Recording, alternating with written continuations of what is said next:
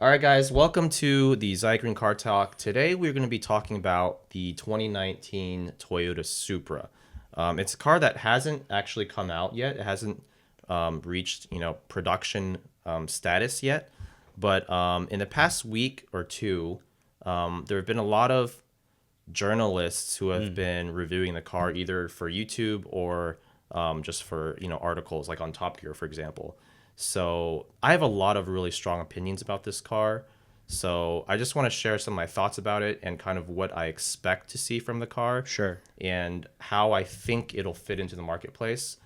And some of the things that I think it'll do well at, and some of the things that I think maybe it won't live up to perhaps the originals, or not the original, but the Mark IV Supra's legacy. Right. And then, correct me if I'm wrong, it's supposed to be a successor to the Z4 in any type of way. Is that something No. It's not a successor to the Z4. It's a shared platform Shared platform with the Z4.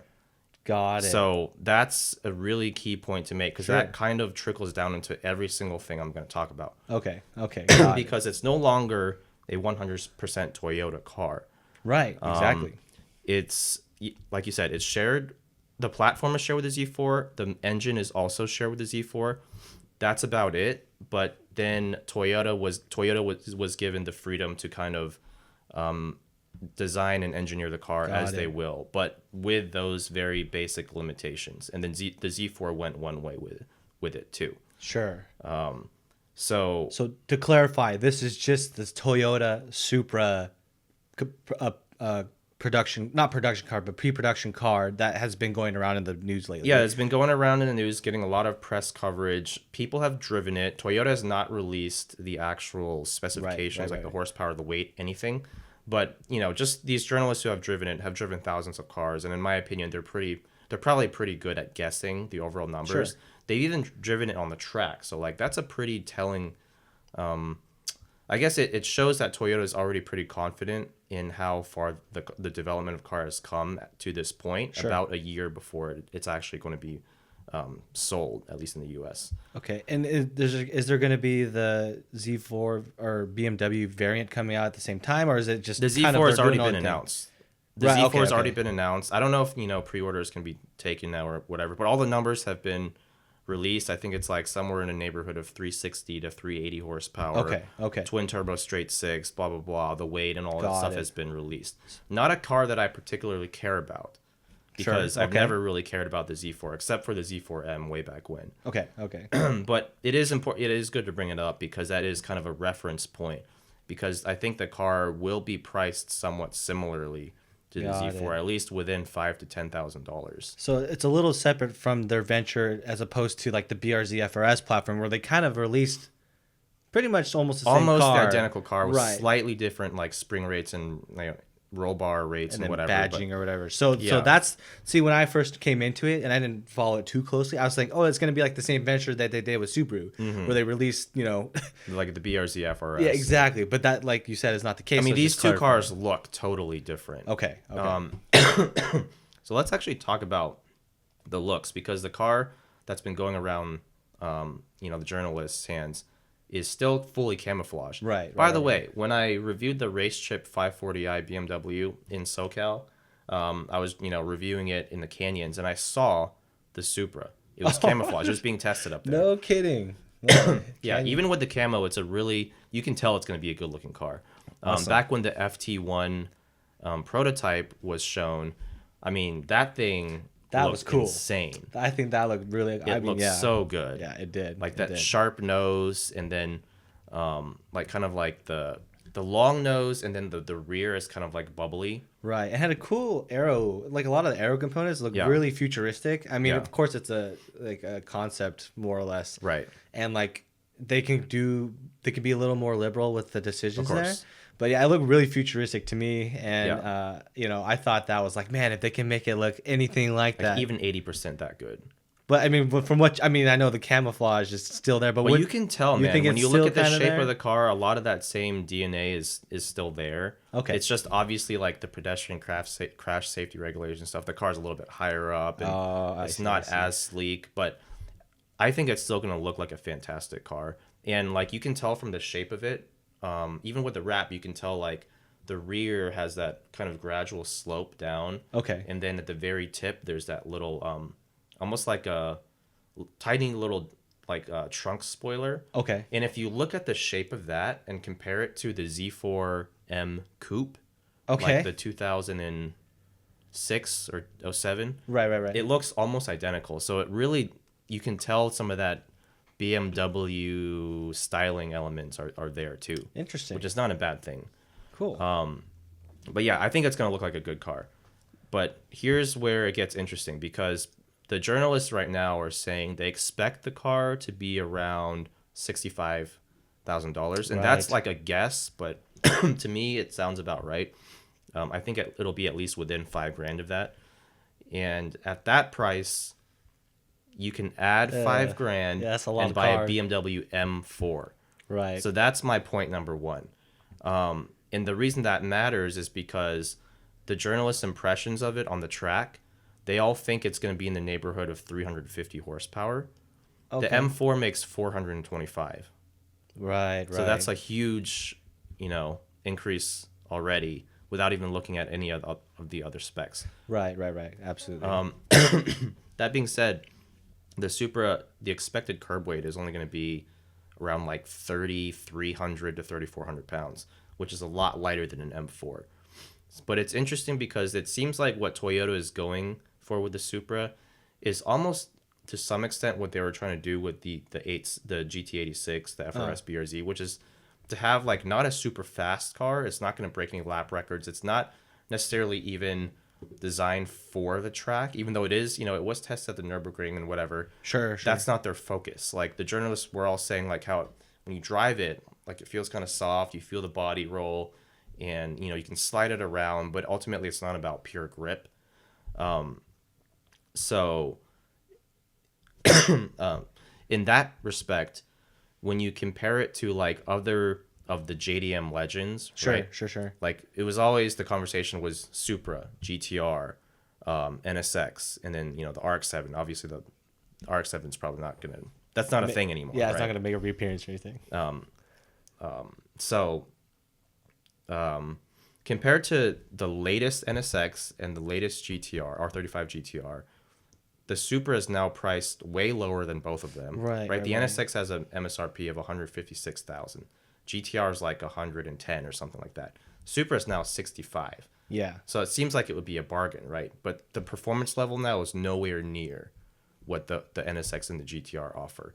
So in that respect, if you think about the previous generation cars, the 90s, NSX, GTR, Supra, those were all kind of in the same ballpark in terms of performance. Right. They were all about 300 horsepower with like the Japanese gentleman's agreement, whatever. Right. And 0 to 60 times were all pretty similar. Even like the lap times are pretty similar. Now the Supra is not even punching in that class whatsoever. Now it's targeted at the Porsche Cayman. Obviously like the BMWs of the world, like the M2, the M3, and it's, if anything, it's even more of a competitive segment. And now more people are going to be able to afford it. So I think it's even more important that they get the thing right. Right. So it's kind of like as a successor, it's not trying to be that successor of those that happened in the 90s, Right. And like, cause whenever I think of Supra, I just think of that, I believe the Mark IV, right? The Mark IV. Yeah, with that awesome nose that comes down and the wing and the spoiler in the back, and then finding that turbo clean manual one that you hardly see. That's like what I think of Supra. But it sounds like this one that's coming out, it's not for that. I think they're taking the same philosophy as the BRZ or the FRS, where like they didn't kill it with the numbers. They didn't go after a lot of specs or Nürburgring lap times. They were more focused about it being a fun car to drive. Fun to drive. Right. And, the things that I've been reading about it, they have all the people that have the, the track time with the car, they say they love it. They're saying, oh man, this is so fun. Toyota's got it, right? So there's a lot, like you said, riding on this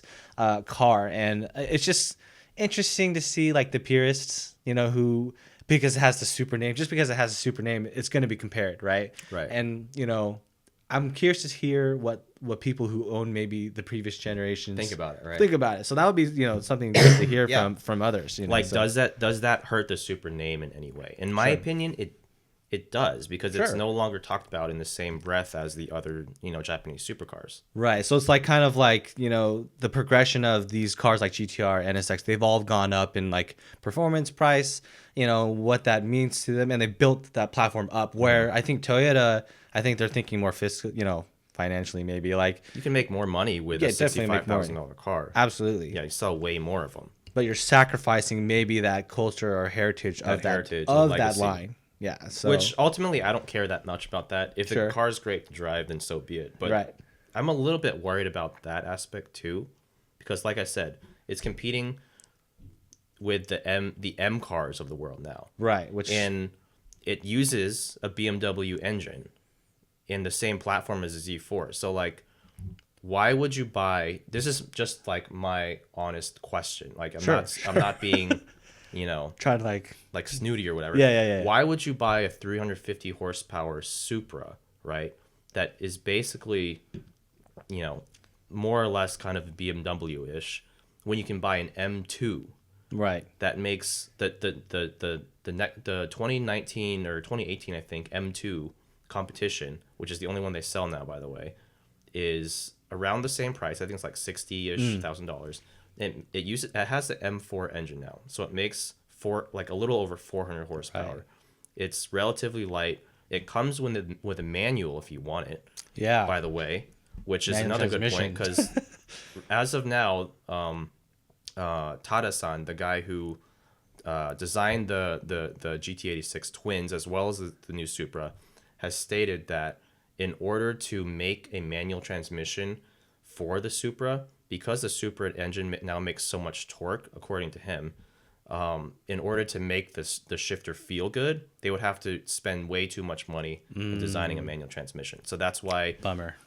It seems like 99% chance there will not be a manual transmission for the 6-cylinder version. For the one that's currently out right now. But there's also a rumor that there's going to be a lower end 4-cylinder turbocharged Supra. Sure. That might offer a manual transmission. To me, it's like, why would, dude, if you're going to buy a Supra and it doesn't have a 6-cylinder, come on. Yeah. Like if you want a 4-cylinder Toyota, just buy like a GT86. Yeah. Like an 8.6. Right. So. But if they make that one in, the turbocharged 4-cylinder, that's probably like the GT86 that people have been asking for. True, but it's going to cost like twice what a GT86 Right. Still. So, but yeah, that's a great point. And, I think, like you said, financials is playing a lot into their decision making here. Toyota, they're known for selling a ton of cars, and even they've had quite a good success with their FRS. So I mean, it's like, can they afford to come out with these cars that sell at not as high volume?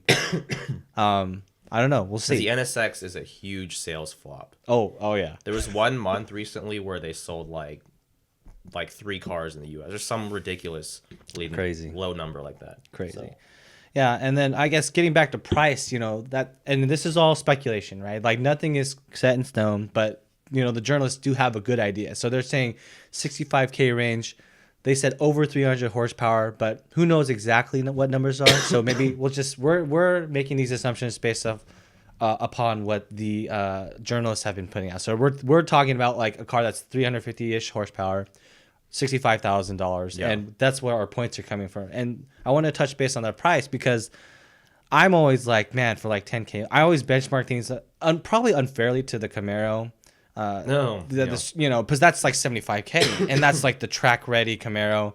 Has so you're much talking about like the ZL1. Yeah, the ZL1, right? That's kind of like, man, that's kind of what I do in my mental is, do I want this as a track car, or do I just, for how much more would be for the ZL1? And this kind of fits in that price range, just like, okay, for a little more. Yeah. I mean, all relative speaking, 10K, maybe it's not, that's tough for people to swallow sometimes, but 10K more, you get a car with like so much more horsepower. Like almost double the horsepower. Yeah, which is insane. But to be fair, I think American performance cars have always kind of undercut everyone else in terms of value for dollar, or at least value for horsepower. Sure. With a Supra, at least you're gonna get like a BMW level quality interior as well. Okay, fair enough. Yeah, so, because there are interiors on American cars. Let's not even go there. But yeah, because there's actually pictures of the Supra's interior when people, journalists tested it. it was all like wrapped up with like kind of just like felt all over it. But you could tell like it was BMW parts. Interesting. So if the actual production car comes out more or less like that, it's going to be a very BMW looking interior. I think. Okay, cool. So and then just to talk a little bit more about the competitors in that price range. Sure. Tada-san himself was quoted as saying like the Cayman is one of the cars that he benchmarked against. Okay. Because it's lightweight, it handles well and whatnot. So that's a really tall order. Yeah. Because the Cayman is like, and a lot of people don't like the fact that it's a turbocharged 4-cylinder now, but I've driven the Boxster, which is the same platform as the Cayman, the 718 Boxster. It's really hard to match that level of like driving pleasure. Sure. Especially because it's mid-engine. Apparently, Toyota actually considered making the Supra mid-engine. But then when Tada-san brought that proposal to the CEO or the president or whoever, he was like, no way. He was like, that's not going to happen. It's going to be FR all day. Yeah. Yeah, okay. Yeah, so it's interesting.